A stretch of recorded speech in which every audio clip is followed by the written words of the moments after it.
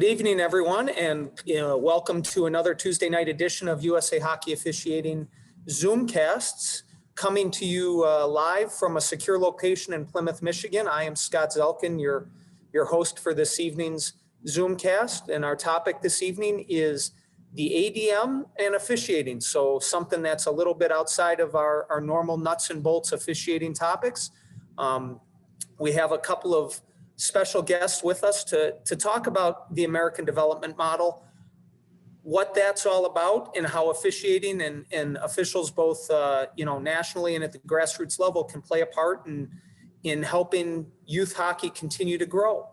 Joining us tonight, two USA Hockey staff members who have experience and are going to be able to help talk to us about that. Our first guest is Joe Bonnett. Joe is an ADM regional manager for USA Hockey. He's been around the game forever. He's a longtime coach. He spent over 20 years coaching collegiately, both at Colorado College and at Miami University. Additionally, he played collegiately at Western Michigan University. And finally, he's a hockey parent. He's got kids across the spectrum playing, both at the Tier 1 level and the recreational level. So Joe, thanks for being here and welcome tonight. Thanks, Scott. Really appreciate the offer and looking forward to tonight's discussion.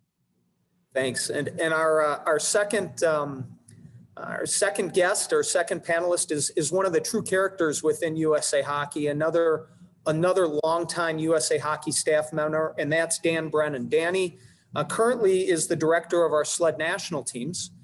So he helps work with all of our various Sled teams on the international scale and scope. But additionally, and previous to that, Dan's worked in a number of different areas.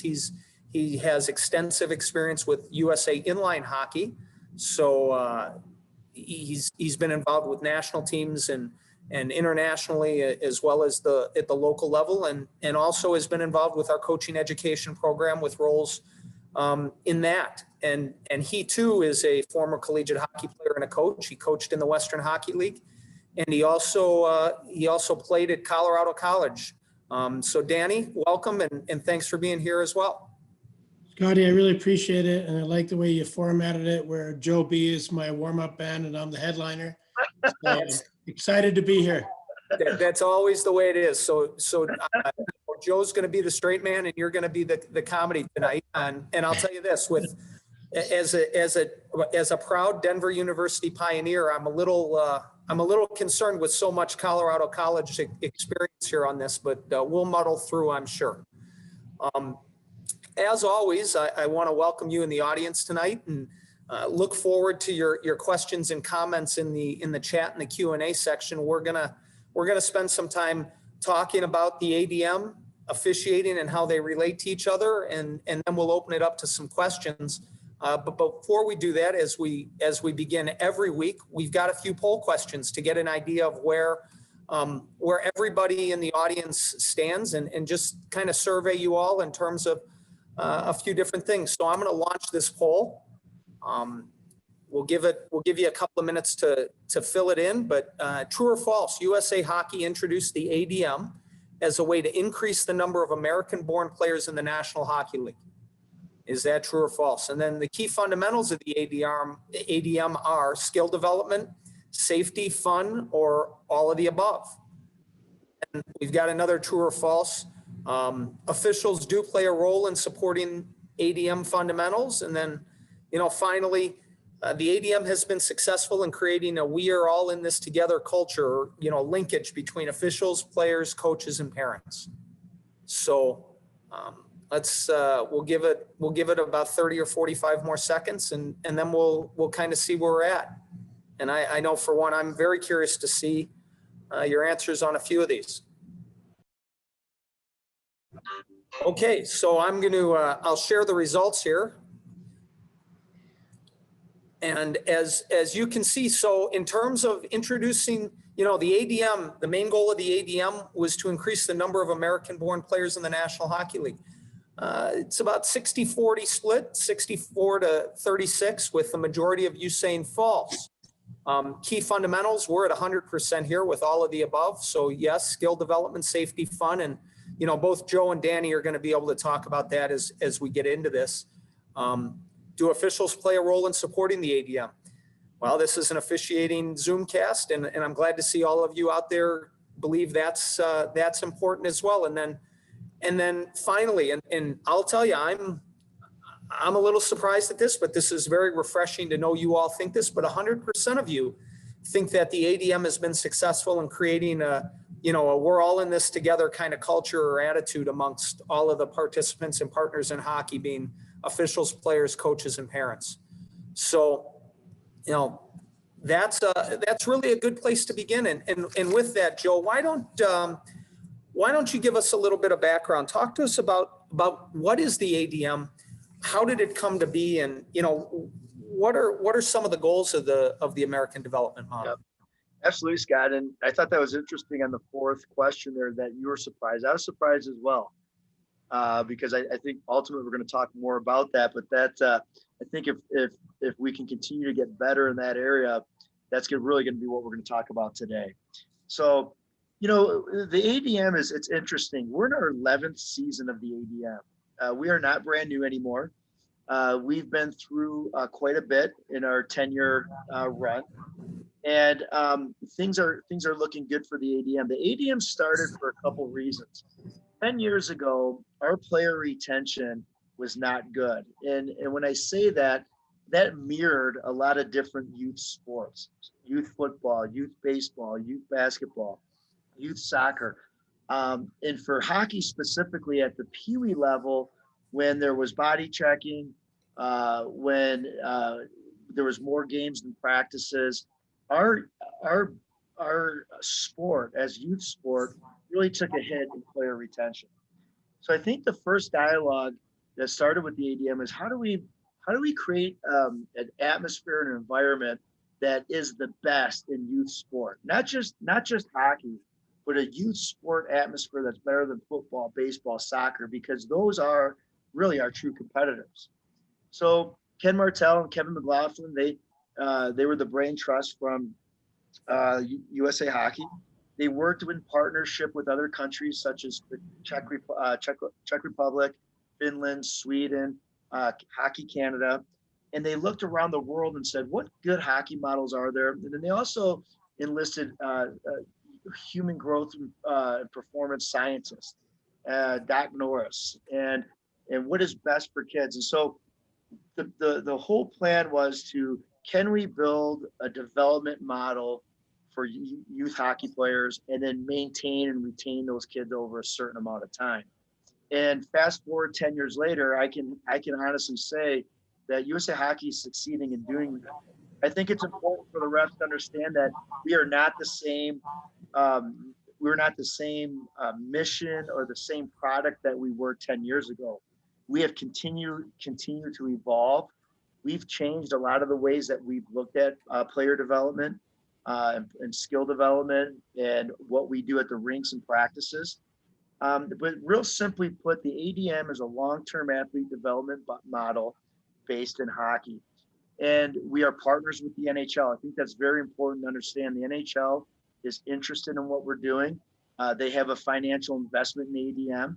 And over the last 10 to 11 years, that financial investment has increased because I think the NHL has appreciated that, yes, by having more kids play hockey, there are going to be more hockey fans. There's no question about that. And nobody's skirting that issue. Yes, we want to grow the game. Yes, we want to have more fans. But we also, our retention numbers are up. And our top end now is starting to improve. So I think the NHL and people at USA Hockey have been very happy with like the Dylan Larkin story. Kids that grow up in Michigan, kids that play maybe for Honeybake and go on to the University of Michigan, then play for the Red Wings. It's kind of the new face of USA Hockey. And that's what we're really excited about. And not just the high performance players, but the amount of players that are playing, our retention numbers, and that all moving in the right direction. And then finally, I think real simply put, is the ADM is player centered. And I think as we talk about today, where the refs are going to come in, is that we've moved from winning at all costs, playing 70 some games, to maybe now focusing on training, focusing on quality practices, focusing on the player and their experience while they're at the rink. And I think by being player centered, we put a lot of the onus on the player to become better. We take pressure and the onus off a super coach, that's all about recruiting the best team and just about wins and losses. And we're basically about hockey players over the course of their lifetime. And everything from 6U hockey all the way to beer league hockey, which everyone is going to end up there sooner or later. And that's really what the ADM is. And we're excited about it. The NHL is excited about it. And then my last comment is the USOC is excited about it. And I think that's very important in this day and age. The USOC has stood back and they've watched us evolve over the last 10 years. They watched us go to cross ice. They watch us with the blue puck. They watch us with station-based practices. But more importantly, they watched our rule changes as well. Helmets on coaches, the offside rule, checking out of Pee-wee, rules that have revolved around the player development, and then made that player experience better, and then see player retention numbers go up from those decisions. And the USOC now is fully behind us, and they are asking their other NGBs, USA Football, USA Cycling, USA Soccer, all of them, to put together a long-term athlete development plan similar to the ADM for their youth sport components. That's perfect. That's really a, kind of A to Z recap on it. And it's really helpful because I'm not sure that a lot of people in the, sure a lot of people in the general public understand or know that, the history of the ADM. Danny, you've been with USA Hockey for a long, long time. And so Joe referenced, we're not the same as we were 10 years ago. Do you believe that's true? Have you seen that evolution and that, in that change? And, where do officials fit in? Well, it's, listening to Joe, I think Joe had the tougher part of the question. He really gave a great recap on the ADM. For me personally, I've been at USA Hockey now 25 years, and I look at the ADM as rink ambassadors. We were always considered, these so-called hockey experts that never left the building. We stayed in this big ivory tower, and we pointed to people outside of Colorado Springs and told them what to do. And the ADM for me brought hockey and USA Hockey people to real life. So now we have real people, we have real experts, we have great people that can now go in and out of buildings across the country and make a real positive impact on our game, whether it's the coaches, whether it's the players, whether it's the parents and the refs. And in my opinion, where the officials fit in here is we have a great thing that's only going to get better, but it's only going to be great if we include, how do we develop the officials in a better way? How do we develop relationships with parents in a better way? And how do we develop better relationships with hockey directors and hockey presidents of associations? So to me, it's a real big picture. But without the ADM, without faces going into buildings and making relationships, none of this could ever happen. We would always be in kind of an us versus them mentality where, the national office says this, but we want to do that. And, we think they suck and everything they say is, it's always no, no, no. Whereas now there's a great understanding of the game and what we're trying to do to help them. We're in a position now where I really think we can make a real positive impact on everyone who plays a role in our great game. And that obviously includes the officials. I see a real change in a lot of our coaches now. And the responsibility is on us to create and understand the relationship.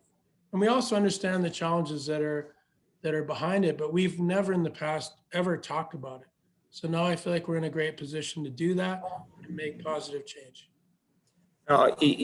No, you're right. And one of our poll questions was, what are the goals of the ADM? Skill, fun, development, all of those things. And it was all of the above. 100% of the people watching that's what they chose. And that's true. So we're not, that is part of the evolution over the last 10 years. So Joe, if those are the goals of the ADM, and if I missed any, make sure you correct me here. I noticed one thing not on that list was necessarily winning.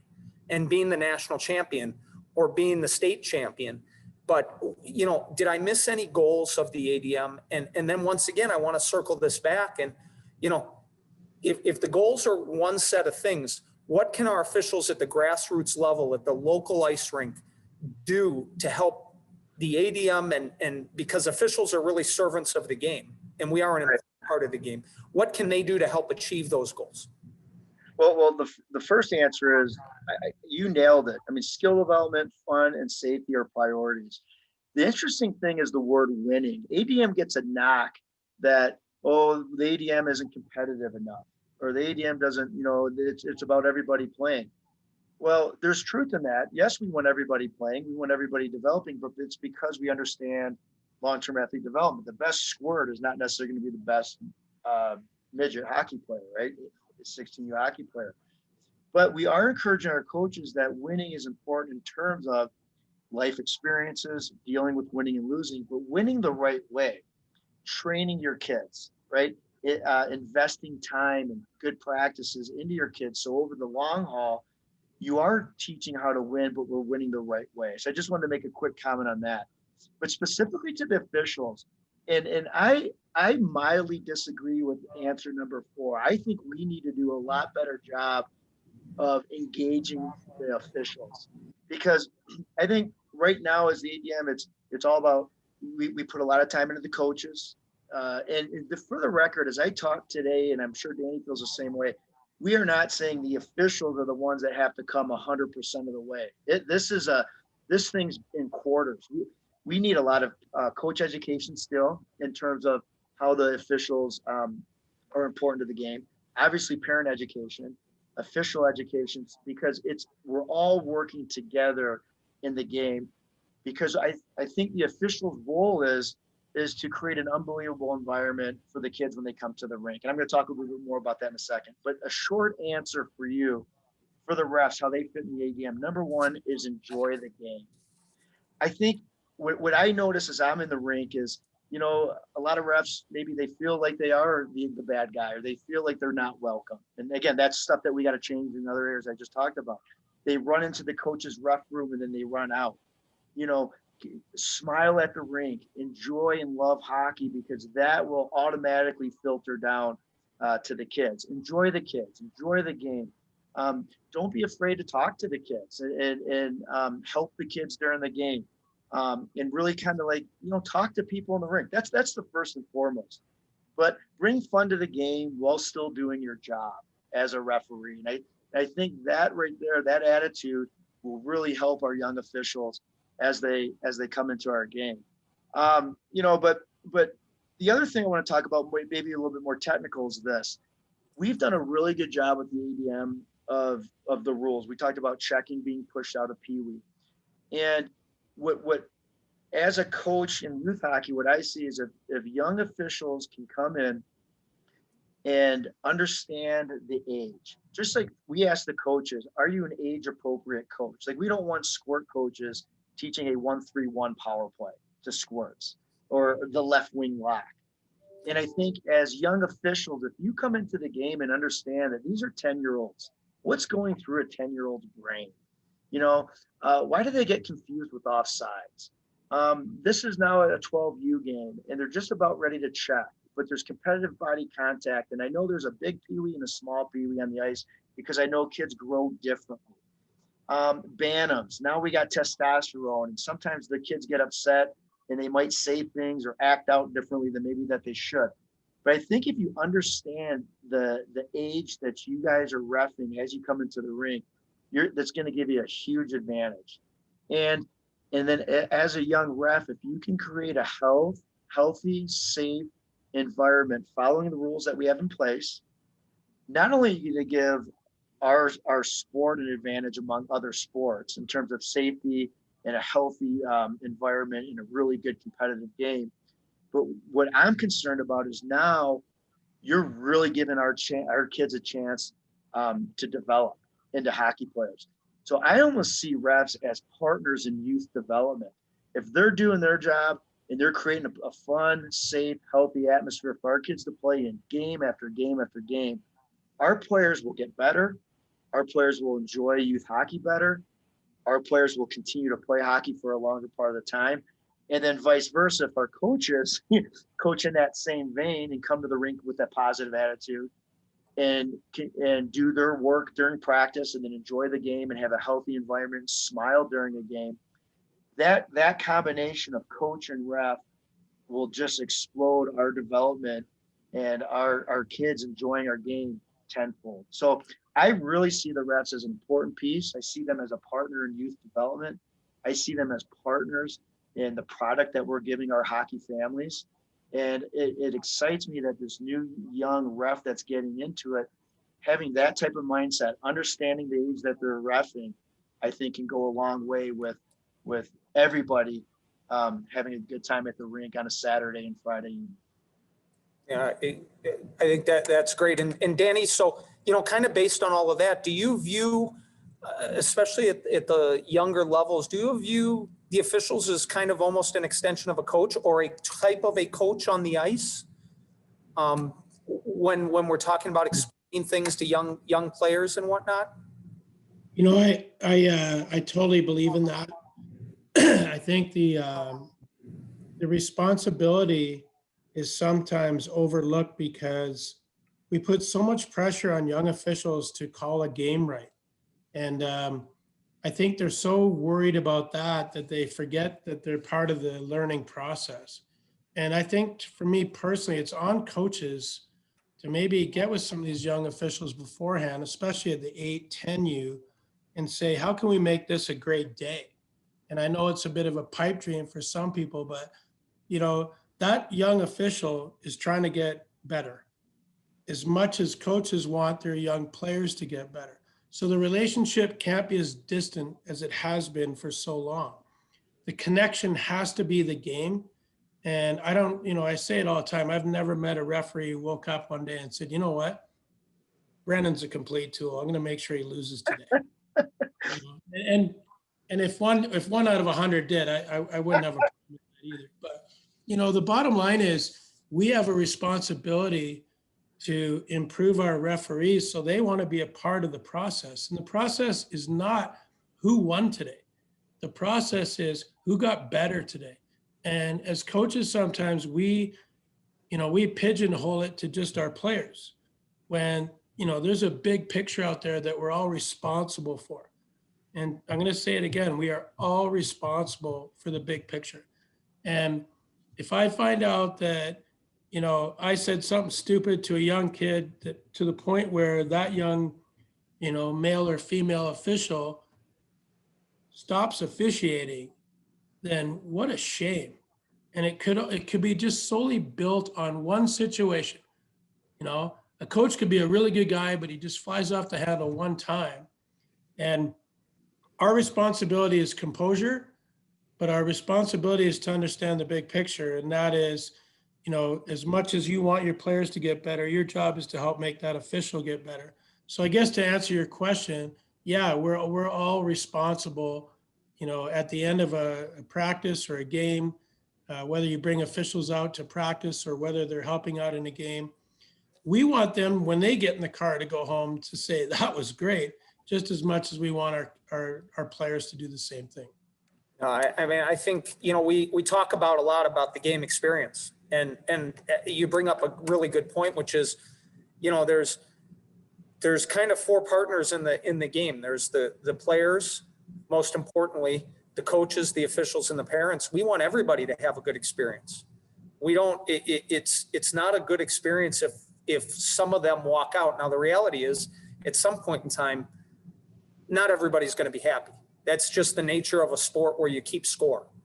And like Joe talked about, we're still trying to win to a certain level, and you want to win the right way and all of that. But, I think, Dan, one of the things you hit on most importantly is if the officials are having good experiences, they're going to come back and keep officiating. And for us in the officiating program, that helps with retention. That helps with recruitment, because that young official may tell their friends, hey, I'm really enjoying this. Not only am I making a little bit of money as a 15 or a 16-year-old, but I'm having fun. And this is really good. And so I think you bring up a good point. I'm going to share my screen, and I've got I've got a video here I want to show, and then Joe, I'm going to ask you to comment on it, and just, you know, kind of tell us what you see and what you like about it, and everything like that. So hold on here. So this is a great clip. Now, this is a young official, and I would happen to be working the penalty box this game, and I liked his approach. Oh, we lost it. I'll bring it back up. Keep talking, and I'll bring it back up in a second. So the cool thing about this clip, and this, I'm going to go into a little bit of this a little bit more to answer what Danny was talking about in a little bit more depth, is the coach on this clip is actually an ex-NHLer. It's Bob Bassett. And Bob's a great guy, good personality. But what I really enjoyed about this clip was that this is a young official who doesn't nearly have the experience of like a Bob Bassett. Bob won a Stanley Cup with the Dallas Stars. But this young official came over during this game, not just to introduce himself and just to like shake hands and skate away, but he had a little bit of a confidence. He had a clear mind on the age that he was going to be reffing, and that was 14U, I believe, with body checking. And he just came over to the bench before the game to introduce himself, to say hi, but also just to remind coach, now he's reminding an NHLer, on what youth hockey, body checking, point of emphasis are. And he's talking about, I think he's talking about, hey, just remember, the declaration of player safety is, I'm going to be looking for hits to the head, hits from behind. I'm going to be looking for, sticks that are high.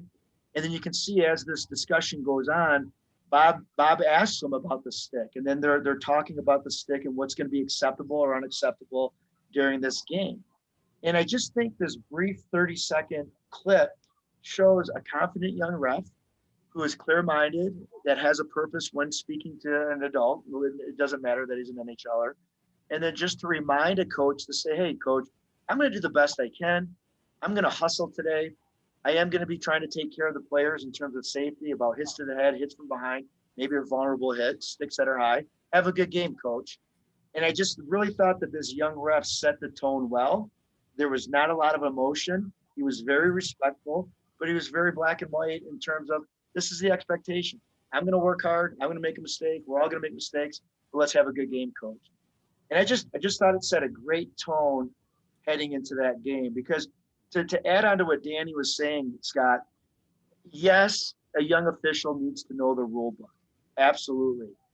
But in my experience in youth hockey, what's even more important is if you show up with a positive attitude and you are humble and you speak well to the coaches and you have a good, mature attitude, and then bottom line, the same thing that the hockey players are doing, if you as a young official hustle and work as hard as you can, mistakes are easy. It will be way more easily to accept as a volunteer coach. Now, and this is what's sad, Scott, we talked about this before.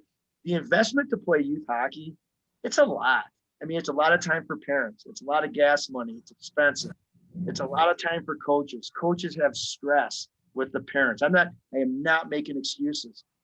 But then when it's game time, if you get a young ref then that matches the hustle with the investment from a parent, from a young kid that has 80 to 70 practices, for a coach who has to be on his toes with parents, that really helps the situation. So having that dialogue, being approachable, good, solid communication, obviously knowing the rule books, but having that personality to say, hey, coach, I'm going to work hard today, and then hustle, that to me would really fall in line with where this thing is headed and really help a young referee have a good reputation around town. No, that's perfect. And so, Danny, I guess, after all of that, or with taking that all, and I apologize, we don't have the clip, but it's exactly what Joe was describing. What advice do you offer to a young official that's working, hockey, that can help support not even just ADM, the ADM goals, but just the general game at the youth level? What sort of advice can you offer? Yeah, I think, it's funny because I'm reading Brian's chat part and I want to answer his question, but I'll wait. For me personally, and this isn't just at the at the 8U, 10U. I mean, to me, it's even at 18U, and I work with our Paralympic team, and, it happens all the time. If officials are hustling and showing that they care, they got me. And then the second part is if they're able to keep control of the game, meaning if, all of a sudden, someone takes liberties on another player and it's blatantly obvious that it's a high stick or it's a, check from behind, whatever it is. If that young official is on it and makes the call, good or bad, whether you agree with it or not, but he's on it and makes the call, I think really good coaches can live with that. And if they can't, then it's on them to understand, the pressure, the expectation, whatever it is we all look for in a good young official. But it sounds simple, it's hard.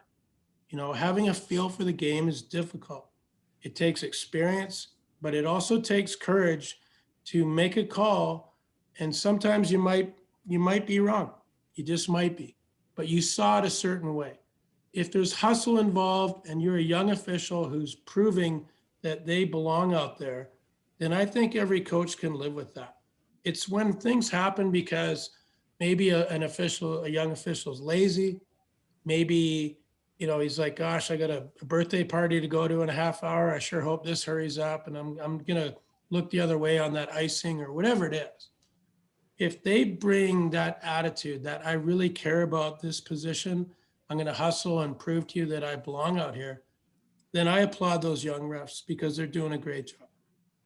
Yeah, and you know what, and Brian, yes, we see your comment or your question, and we will get to that because I think you bring up something, Brian. So hang tight with us, Joe. You're not only are you an ADM regional manager, like we talked about, you're a former player, you've coached at a high level, and you're also a parent, and you're also a coach now at the youth level.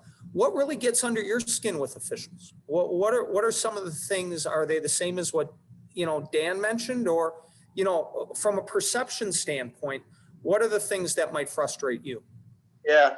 So, just to be candid and the first one right out of the gate is timeliness. It's interesting in Colorado. I don't know if it's a rule across the country, but the refs need to come on the ice, set the nets up, and then blow their whistle for the kids to come on.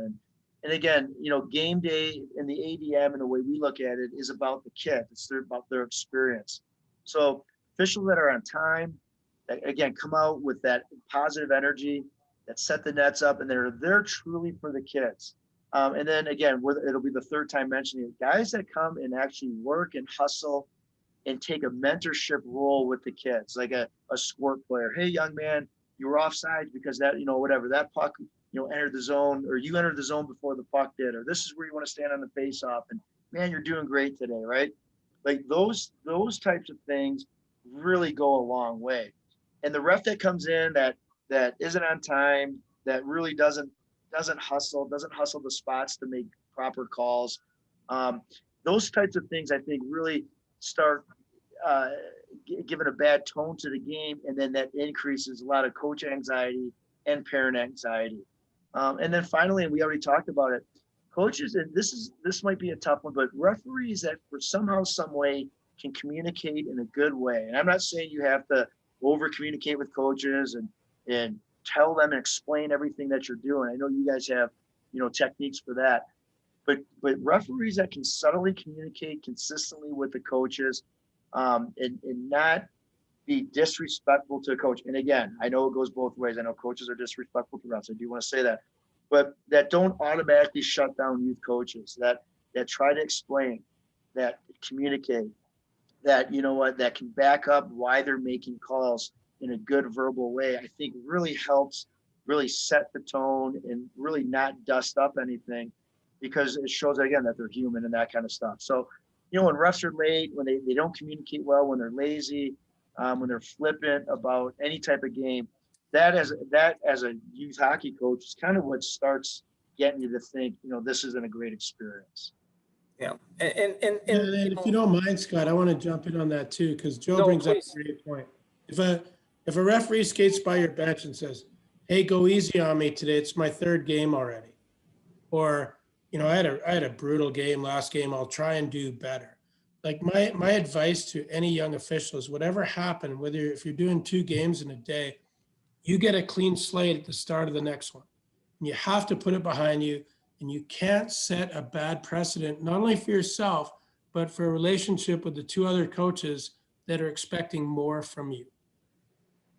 Yeah, no, I mean, that's a great point. And, you know, it's for those of you in the audience and, you know, if you go on to usahockey.com on our officiating page, we have a specific Zoomcast page, and all of our previous episodes are listed.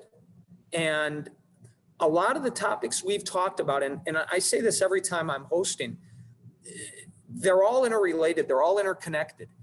You know, when you talk about communication, you guys have brought up communication. You've brought up hustle. You've brought up positioning. You've brought up judgment. You know, we talk about all of those things. We dedicated a specific episode to the declaration of player safety, fair play, and respect, in talking about eliminating the blow up hits and things like that. And, you know, all of those things come together, and it's not easy. And, you know, Joe, you talked about earlier, officials don't all just have to move to the coaches in terms of changing that. We all have to build that cohesion. We all have to get together. So, okay, it's easy for Scott Zelkin to communicate with a youth coach and answer those questions and do that because I've been around a little while. I've got some experience. But if I'm a 16-year-old official that might be watching tonight, how does that young man communicate with an adult that might be a little more challenging or might get caught up in the emotion of the game just because it's a natural aspect of that? What advice do you offer to that young official, Joe? Yeah, you know, that's a great question. It's a tough situation, and unfortunately, that situation arises a little too much or a little too hot and significant. But I would look at this: if you're a young 16-year-old referee, you know, you're in high school, you know, you have teachers, you might even have other bosses. You're starting to fill out college applications, maybe you're starting to go on job interviews. And what I'm going to say is that my biggest advice is 2 things. One, be prepared when you walk into the ring, right? Okay, what am I reffing today? What's the age group? Oh, I'm 10U. Okay, let me go through the 10U point of emphasis. Okay, you can't ice on a penalty kill. You know, the offsides rule is this, whatever. And be dialed in and be prepared, right? And so, you know, like there's so many times, sometimes you get on the ice and a 10U player or 12U player ices the puck and the game continues. It's like, you know, we should blow the whistle on that, right? That's a rule. Oh, I forgot. Well, right? So be prepared, and then be prepared on how you want to ref that game. And then also it's practice. Like, so I'll give you an example. Like, and Scott, you and I have talked about this with Danny before the game, like the video you were going to show, rather than go over and give a limp handshake and just say, hi, coach, and then shrug away. Go over there with maybe 1 or 2 things. Hey, coach, it squirts. There's no icing on penalty kills. Just remember that. I'm really happy to be here today, and I'm going to work hard. Good luck. Now you do that every single game times 30, 40, 50 times, as a young ref, your confidence will start to grow because you're not just working on your ref skills, you're working on your communication skills, which is going to translate in real life, right? When you're at school, when you're on other jobs. But just ignoring everything and hoping to get through a game that nothing bad happens, that's not going to prepare you to be a better official. And then if you do 2 games in one day, well, I got a squirt game, now I'm doing a 14U game. Okay, so what are the finer points of a 14U game? Like I know there's going to be testosterone. I know there's going to be big and small kids. You know what? I know what I'm getting into. Am I ready?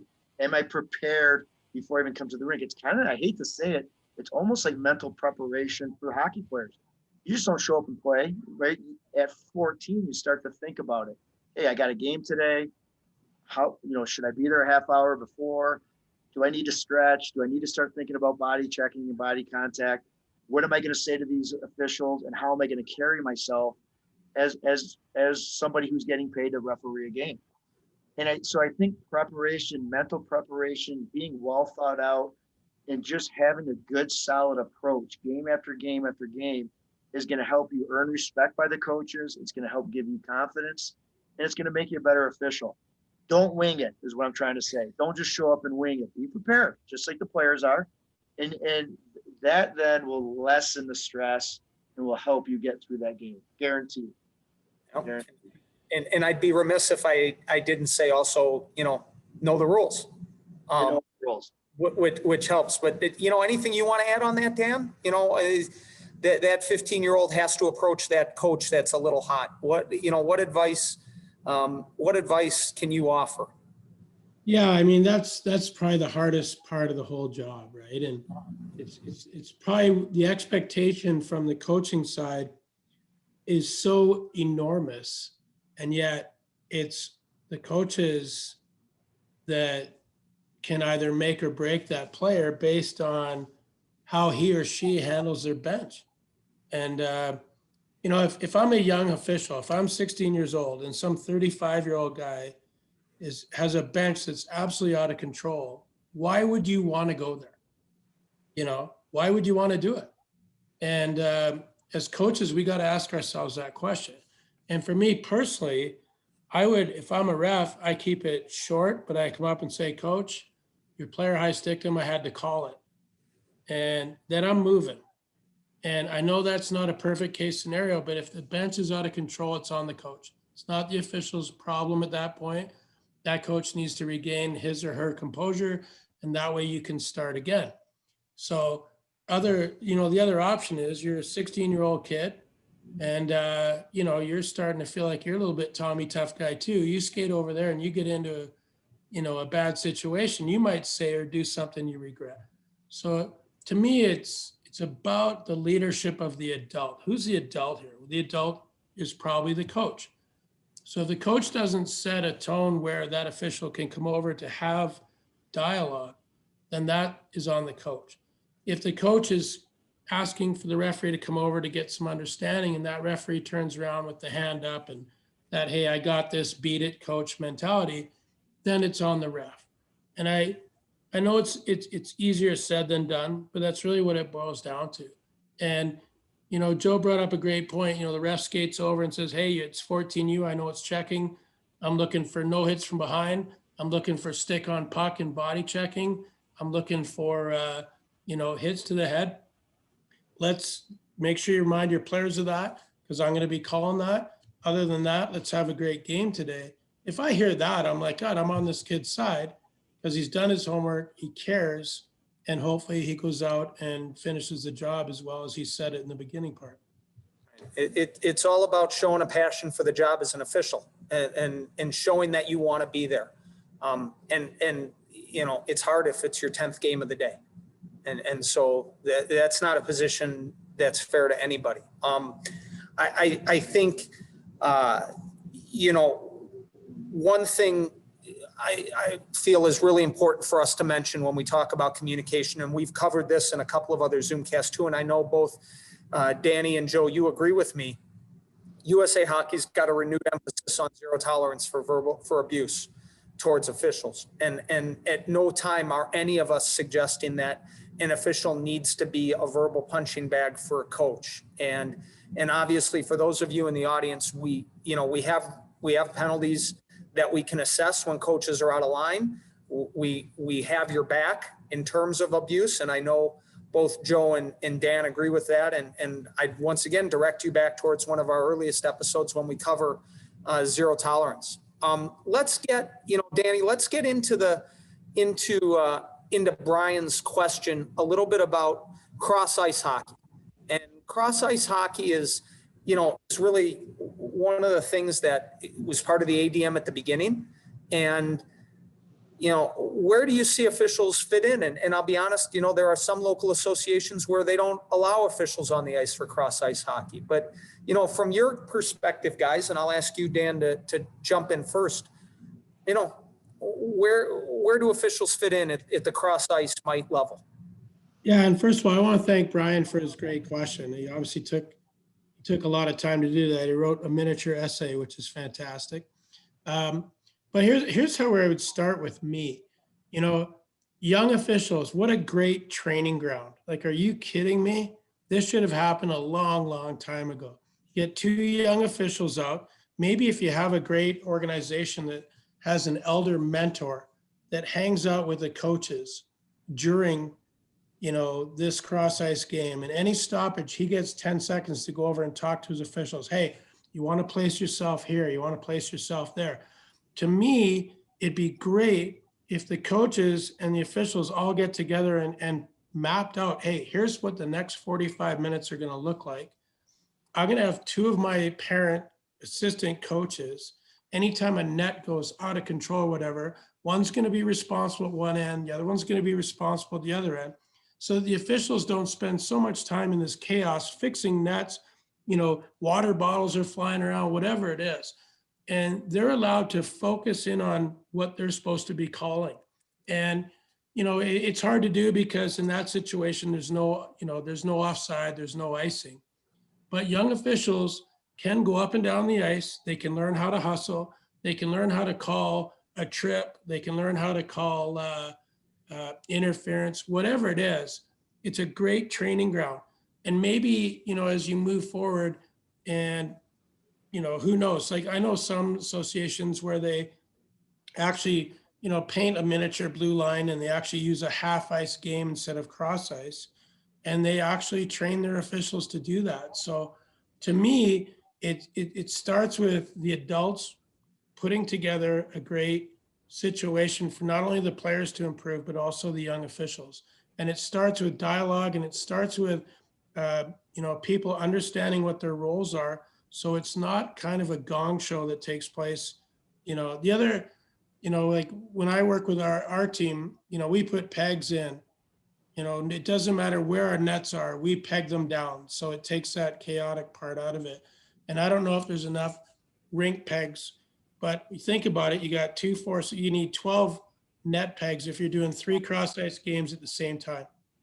And, the other part of doing it that way, one of the cool, and I don't mean to be long-winded here, but I'm good at it. But, when I was playing in Sweden, I used to help with the youth program there. And I thought it was fantastic. They ran 3 fire hoses, across the ice, and they played 4 miniature games on an Olympic sheet, all going on at the same time. And they would bring a young ref out to drop the puck. And every 10 minutes, everyone got a clean slate to do it better. So the one goalie who got lit up, all of a sudden, that's over with now. I'm going to move on to the next station and I can still get a shutout. The young referee can say, yeah, I missed a call there, but I got a new game. I got a new chance.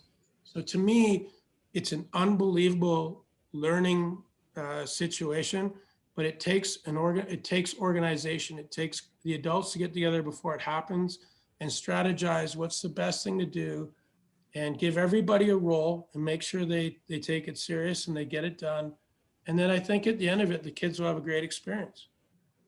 No, that's great. Joe, as an ADM manager, when you're out in the field and you're seeing some cross ice games and stuff, same sort of question. Let's, let you expand a bit on what Brian. Danny did a great job, but I'll expand a little bit, but he answered it very well. But again, it goes back to the first comment that we brought up is understand where we are on the ladder of development.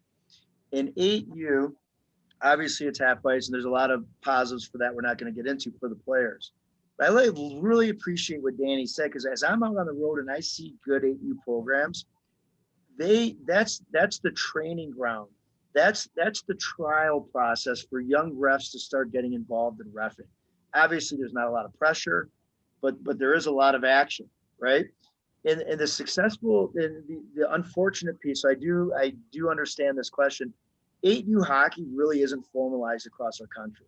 There's not a formal game setup. So that's where this question's coming from. And I get it. It's a fair question, but it's kind of like that for a reason, because again, it's 8U hockey, and it's about reps and development, and it's not really about winning and losing at that age. But if you can start to get new young referees part of those games, and fall in love with reffing because now they're helping kids stand up, stand in their skates, whatever, that's where it starts.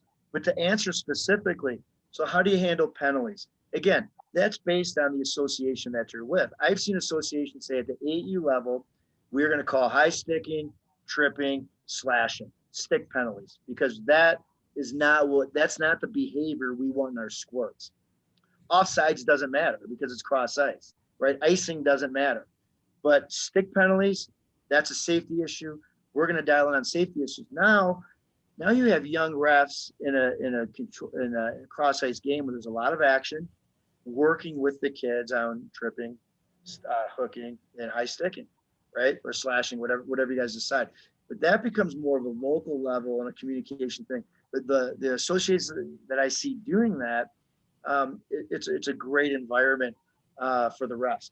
The other thing is for the pegs. Now, those intermediate nets, the normal pegs won't fit in those intermediate nets. There is a company out of Alaska that has designed the smaller pegs for the smaller nets. Google that, find that, get those pegs, or recommend those pegs to the association to get that, because it's a problem. I mean, the frozen water doesn't really cut it anymore with those nets, but there are pegs that are made for those goals. And from an ADM perspective, the buzzer takes away from development at the AU level. And maybe as an official, you don't really care about that. Hopefully you do, because you're part of the ADM. But the buzzer and face-offs take away from activity time. However, scoring a goal is a very celebratory and very big component of our game of ice hockey.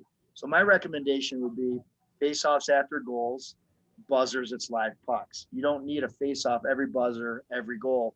Then you're never going to have a game, right? So again, if you understand what we're trying to accomplish at AU, which it's all about the experience of the kids getting a 1-to-2 work rest ratio, scoring a lot of goals, getting a lot of reps, getting a lot of ice time, and then having young officials participate in that and understanding AU hockey, now it's a win-win for everybody.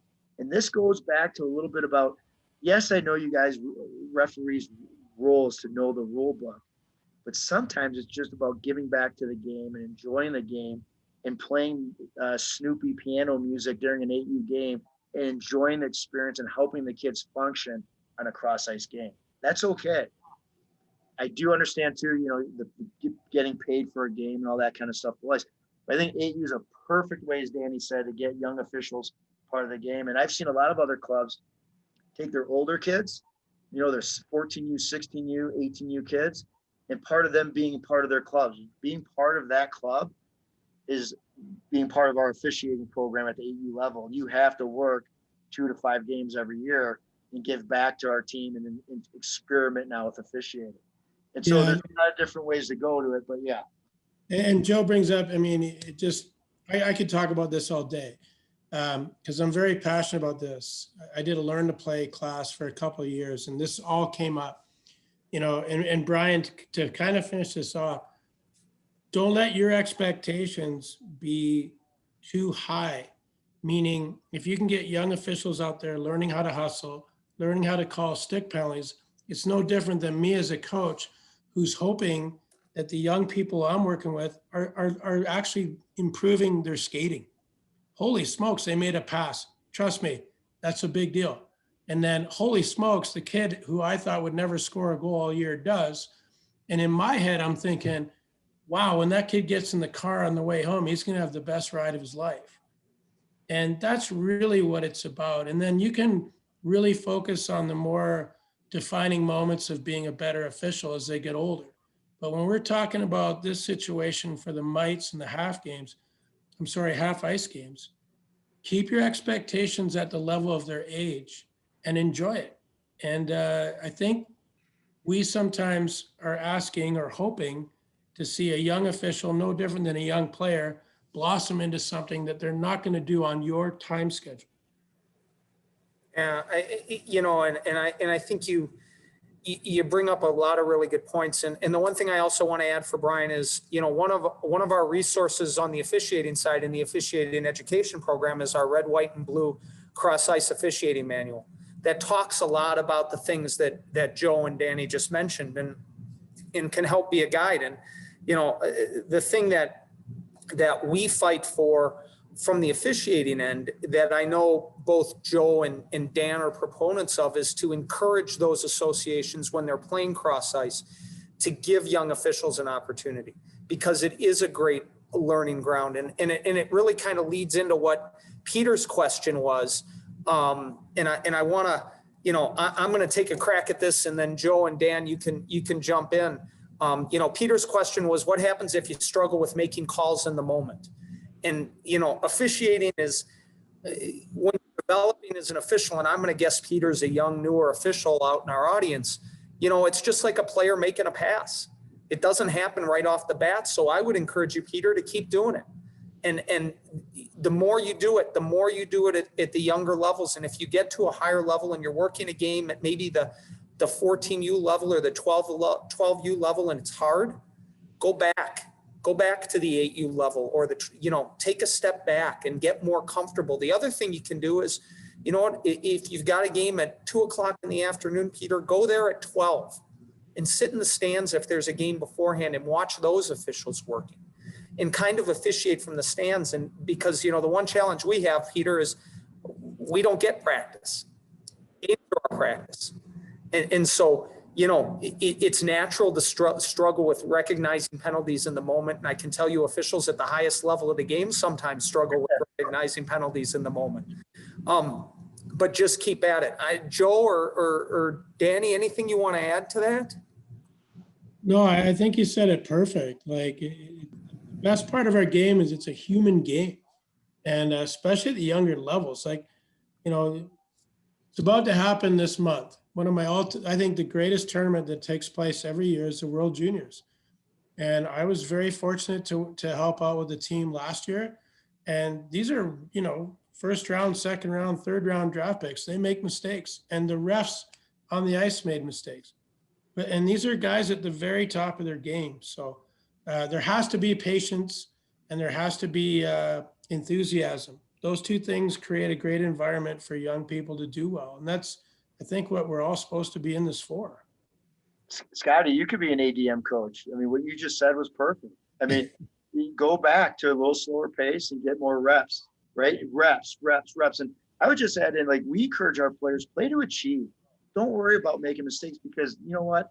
Hockey, we all know this, is a game of mistakes, and you are going to make mistakes, but you're going to learn the more you put yourself out there and the more that you play to achieve. If you're afraid of making mistakes and that holds you back, it's going to take a little bit longer of a time. And I love what you said there, Scotty and Danny. That's great advice.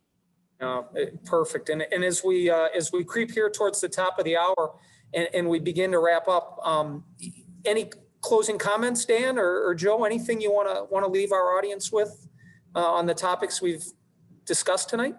I'll leave Danny last. Say creep around, so go ahead, Joe.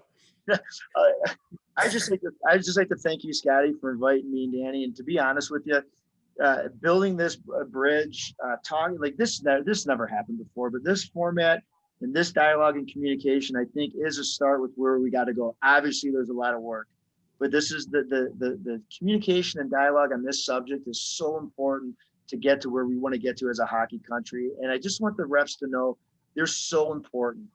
And having them ref, doing what they do, I just want to thank them, but they are so important to the future of our game. And don't get frustrated, stay with it, keep your light bulb shining with the love of the game, and keep giving back. And I do, as I travel around and I see new young officials and the new fresh faces. I talked about Dylan Larkin. I see those young refs too, and they're out there, and we need more of those guys to be inspired and to stick around. But they are a huge teammate in this youth sport game called hockey, and I just want to continue to close that gap and keep this conversation alive. But thanks for having me, Scott. Yeah, and Scott, to kind of piggyback on what Joe said, I think it's a great time to be official now. I'm a product of the late 60s as a young player, and then, played a lot in the 80s and all that. And the game was very violent back then. And, coaches and players were always seeking the gray area to play the game. What can I get away with? What can I do that won't get caught? And with the declaration of player safety, with a real emphasis now on players playing the game properly, I really think this is a great time to be a ref, because I think as we move forward, I think the Tommy Tough Guy coach is going away finally. That guy who said, I've been coaching, for 50 years and I you know, I know how the game's supposed to be played. That guy's kind of going away. And the new coach, and the reason I say it is because we've been doing a lot of online coaching clinics, and we've had a ton of great dialogue with coaches. And I see a new brand of coach coming up the ranks that sees the big picture now, has way more respect for younger people, and they have to. And I give the younger people now so much credit because they speak their mind. They ask why. They ask you questions that we weren't allowed to ask. You know, I couldn't ask a coach a question because it could cost me ice time. But players that are coming up the ranks now ask the question, why did we do that drill? And I think young officials have the green light now to ask their mentors, why did you stand there? Is that the right way to make a call, whatever it is? So I would like to end this by just encouraging all our young officials out there, stay the course. Don't let one bad day ruin what you want your future to look like, and enjoy it. Be enthusiastic, work hard, and at the end of it, ask yourself, what could I have done better? And then apply it to the next time you're on the ice. No different than what we ask of our players. You know what, that's perfect. And you know, Joe and Dan, I want to thank you very much for taking the time tonight. I think this has been a great discussion. And Joe, you kind of stole my thunder in wrapping this up, because one of the things I wanted to say and hit on is, you know, USA Hockey isn't the same now as it was 10 years ago, and it's evolving. And I think one of the things that I believe is really important for our officiating community to know is these discussions are happening on a regular basis. And, you know, officials were always kind of off in the corner, and there is a recognition, and we're going to continue to work really hard to spread that message to the masses that officiating is an important component in the game. And you have to understand that officials are going to make mistakes, and we want to have a good environment and a good experience for everybody in the game. And that includes the guys in the stripes. And, you know, for us at a national level, we're starting to have those discussions, or we've been having those discussions, and we're going to continue to work really hard to get that message out. And, you know, this is a really good example, and we look forward to continuing that. So, you know, once again, Joe and Dan, thank you very much. For those of you in the audience, as you know, we're here every Tuesday night, usually. Next Tuesday night, we're going to be back. And one of our biggest things on social media is our weekly You Make the Call clip, when we post some clips from various levels of hockey, and then you get to jump in with your thoughts on You Make the Call. Well, BJ Ringrose is going to be hosting next Tuesday with You Make the Call Live.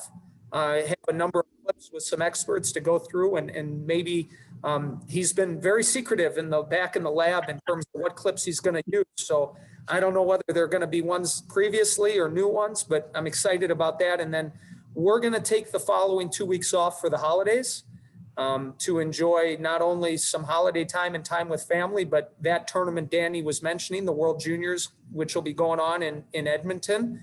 We're all looking forward to that. And then once we get past New Year's, we've got a full slate of topics that we're going to be pumping out for all of you in the audience. So thanks again to Joe and Dan. Thanks of you for those of you watching tonight. Have a great evening, and we'll see you again soon. Bye. Thanks, Thanks, guys. Thank you. Thanks, guys.